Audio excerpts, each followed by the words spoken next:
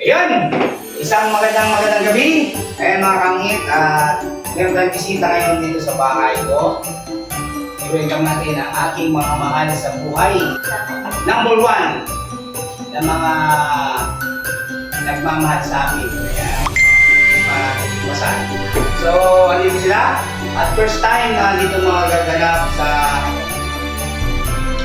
bahay ko.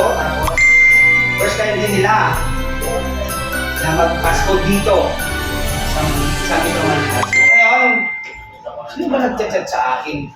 Ang dami nag-chat eh. Anak mo, Tete. Hindi ba naman yung papansin? Hindi, naririnig yun eh. So ngayon, may mga hinanda akong mga katanungan. At alam niyo naman ako, mahilig sa kwento.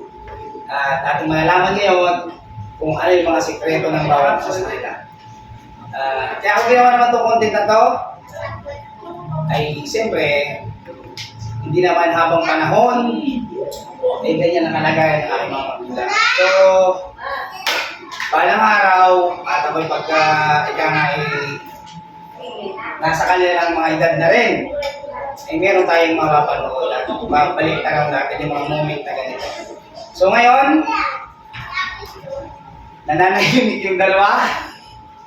At parang kinakabahan. So, Tay, baka may gusto kayong sabihin sa ating mga manonood bago ako mag-umpisa.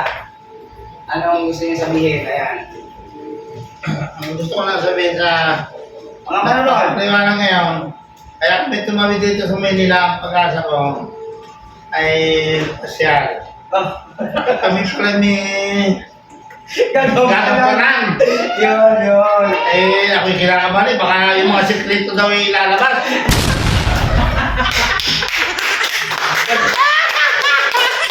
Gagampanan naman yung sikreto na ilalabas.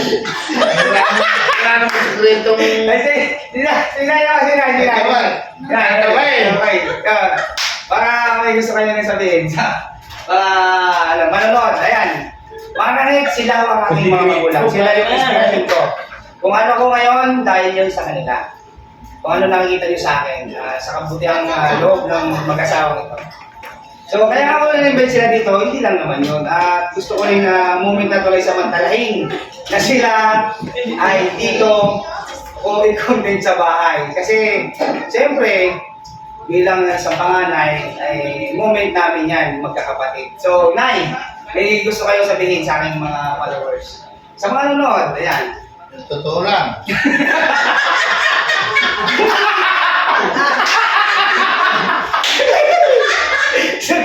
Totoo na! Parang inaamon yung sinig. Sige na, habang oras. Okay. Sige na, ito kinala ko. Okay, followers muna, wala pa naman kayong question eh. Wala pa. Okay, wala pa. Ayan, napapanood tayo sa buong mundo, ayan. Wala tong katawa lang yan. At gusto kong sabihin sa inyo. Sige. Lakas yung boss, wala tayong mic. Say, Hey! kaya ako nga mahiya. Okay. Ako'y nagpapasalamat sa inyong mga followers na aking anak. Yun. Sa ganda Lagi ang yan. niyong suportahan sana siya dahil Ay, nalata. mabait naman itong anak ko ito. Ay, saka pala, baka akala nyo, kumikita na tayo dito, Ito yung ginagawa lang namin to. Katulad na sinabi ko sa inyo kanina na balang araw, gusto kong mapanood tong segment na to. Hindi ko in-taste na, na kumita ng mga ganyan. Hindi ko naman inaano yung kapwa ko vlogger, no. Ang gusto ko lang kasi, someday nga, pag ako'y nag-retiro na, yung hindi na ako makagalaw, tapos mata na lang yung malabo na yung mata, yung mapanood ko na lang, yun na. Wala. Yung nakatira na lang sa bukid, nagtatanim-tanim, yun. So ngayon, mga kanghit, ito, mga ilang tanong lang naman to. Ako na yung okay. Pag sinabi ko, kayo muna. Okay, pag si tatay. So ngayon, okay. Mamaya may mga tanong ako na medyo critical. Sabi mo, konti lang. Okay. Ito ang unang tanong.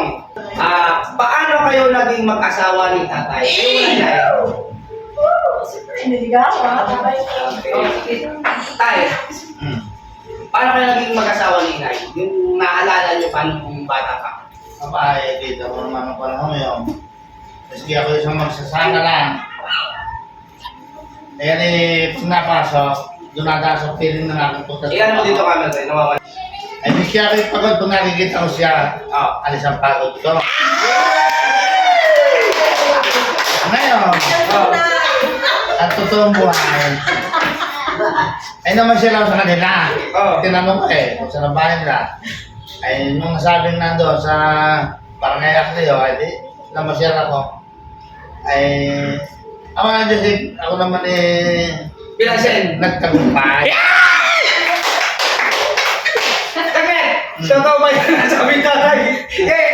Ano? Ay, totoo lang. Ano, totoo?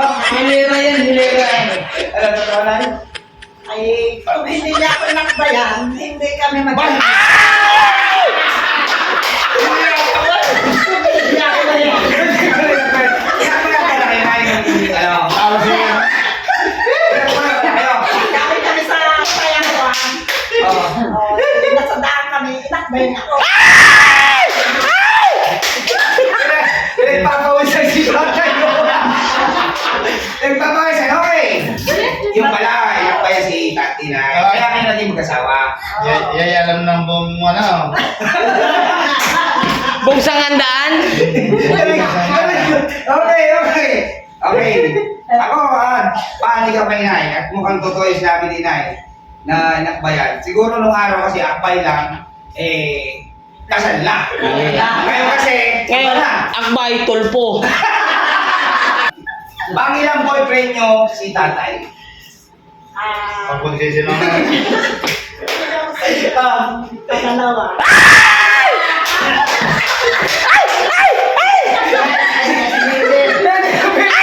Pwede lang malaman yung una.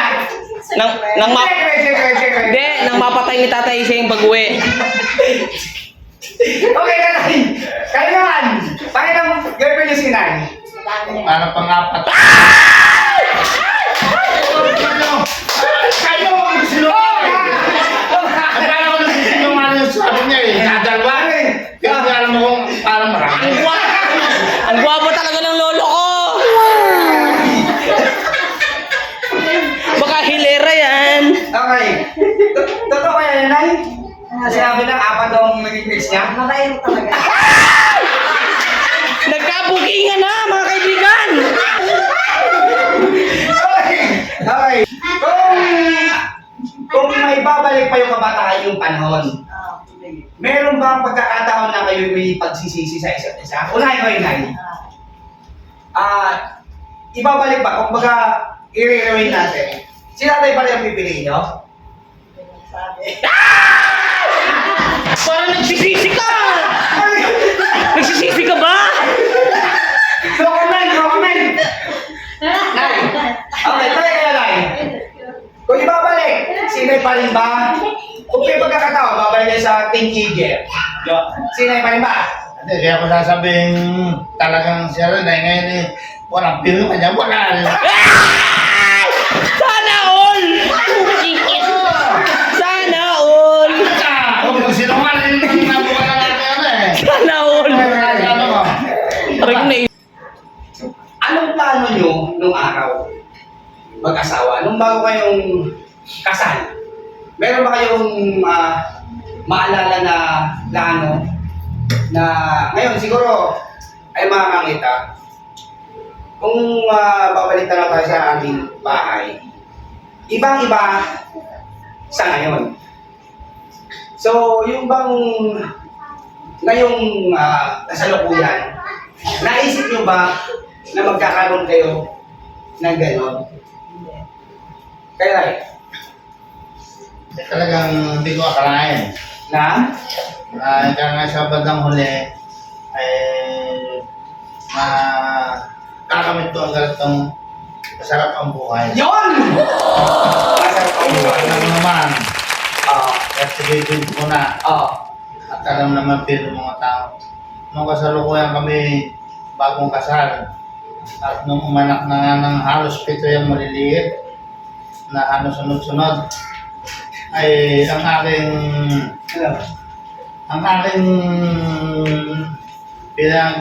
kung paano ko mapapalaki pag-aral ay di ngayon ako ay isang magsasaka ay talagang pinagdaksan ko ng loob kung ano maabot ng aking kakayanan. So, ngayon tayo, nagpapasalamat kayo. Ay ako yung nagpapasalamat sa dinanas ko naman. Nahirap. Nagpapawisan ako mahangin. Ang hirap pala Hindi ko maging may paglihim ang hirap. Halos kami. Ay kangay yung pambili pa ng gustong kain ng masarap talaga sa totoo. Hindi ko mabili. Oo nga makangit, Totoo. Bakit ko noon makangit, minsan wala. No, Totoo yan.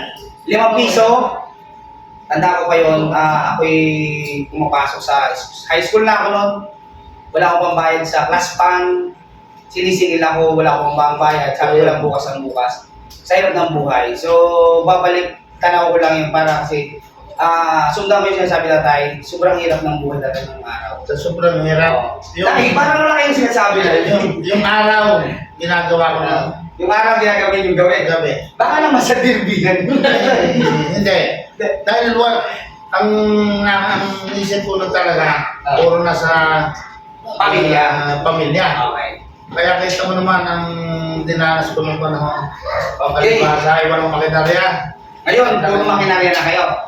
ay nagtupad din yung araw kong Yun. parating. Awa ng Diyos. Sa kami magkakapatid? Inay. Sino ang paborito nyo sa aming magkapatid? Isa lang ha. Paborito nyo. Malalaman natin ngayon ha. Malalaman natin ngayon. Wala itong mga, wala itong clubos, okay? Kailangan talagang may paborito. Siyempre, lahat naman yung paborito, pero Lahat naman ay mahal ko ang mga anak ko eh. yun. Kailangan ba may isang paborito? Ay, yung panganay. Kaya mo siya kaharap. Oo, tayo. Dahil talagang ikaw ang nagsakripisyo. Ay, Talaga. Ikaw ang nagsakripisyo. Parang ikaw ang pangalawang Robin. Nagtulog din sa kapatid mo. Nagtulog ka sa amin. Siya lahat. Kaya nga tayo. Iiyak mo yan. Ang masasabi ko yan, lahat nga ay mahal. Wala kayo Ang ibig ko sabihin lang, yun parang susundan ko ang salita ng iyong ina, ayaw at talagang sa formula ay ikaw ang sunod sa akin na tumabay sa mga kapatid mo para mapag-aral ng matatag ng Kumbaga, para mapulsa po. Pero Gusto na ko rin yun sa lahat ng panganay, hindi ko man sinasabing obligasyon nyo yun. Pero, para sa akin, kayo kasi yung model eh. Model ng mga kapatid. At kailangan bilang isang model, gumawa ka. Ikaw talaga yung magiging role model sa sa buhay nila. Kasi kung ano kasi tinanim mo, yun kasi yung makakuha ng mga kapatid mo. Kasi siyempre, bata pa sila, kailangan lang magkaroon ng mga tawag na bagwis. Bago sila makalipad, siyempre, yung mga magulang ko nga, talagang mahirap. So, yun lang. Kailangan natin magsakripisyo para sa magulang natin. So, tulong lang tayo. Kumbaga, tulungan lang. Ang ginawa ko itong sikreto, huwag mong isipin na yung ginagawa mo ay para sa mga bagay na material. Ang gawin mo, gawin mo silang inspirasyon, lalo-lalo na ang magulang natin. Gawin mo yung sunod sa'yo. Kaya kasi ngayon tandem. Hindi magtatagumpay ang isang pamilya kung mag-isa lang. So ang gawin mo, yung kung sumunod sa'yo, pag-aralin mo. So, pag nakagraduate, dalawa na kayo. So, tulong na kayo sa pangatlo. Eh, 7 kami. So, ang ginawa ko, tulong hanggang sa sila lang sa bandang huli. Kita mo naman, yung mga buhay ng kapatid ko, successful. Kaya yun ang pinagpapasalamat ko sa Panginoon. Yan, makakahit at hindi mo inusulan tayo. Pero, yun naman ang sabi ko, pagpasalamat ko na sa inyo na pinangulakan nila yung aking content dito sa bahay ko. First time na mangyayari dito. At first time na sila kauna-unahan na in-interview ko. At may susunod pa sa kanila. Yan. At magkakaroon tayo dito ng mga talk show. Yan. Sangandaan talk show. Yan. So, Nay, salamat.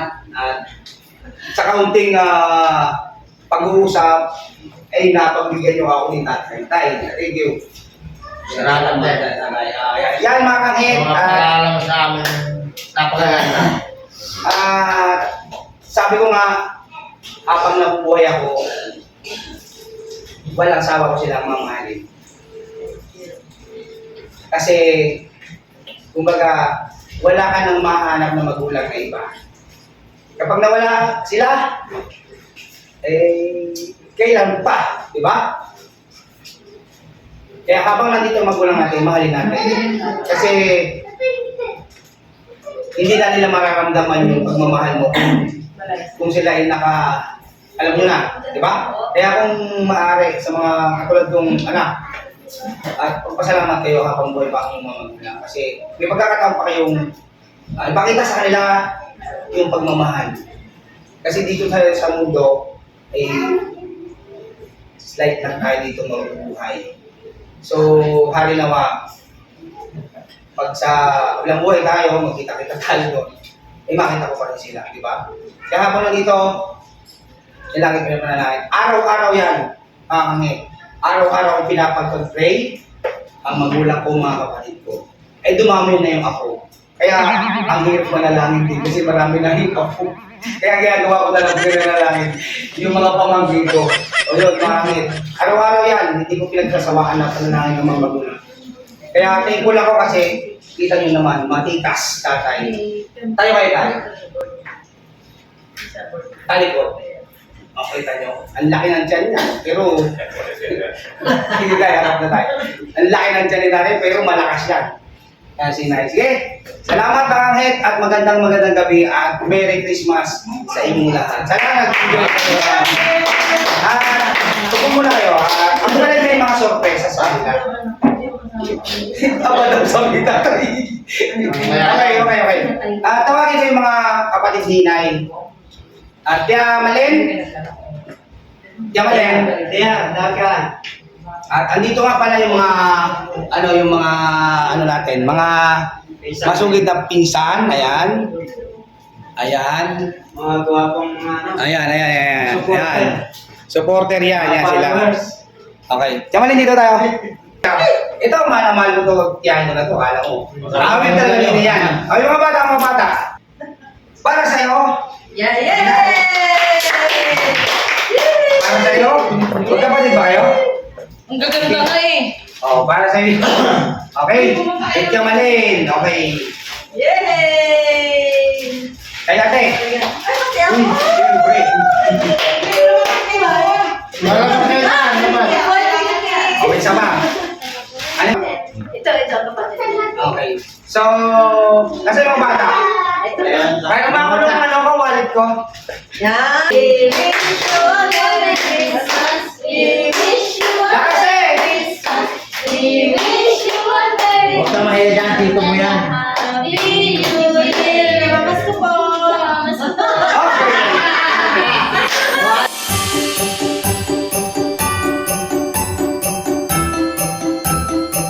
Wala mga kanghit at salamat sa inyong panonood at yun. Thank you sa lahat ng nag-subscribe at nag-share ng video na to. Thank you!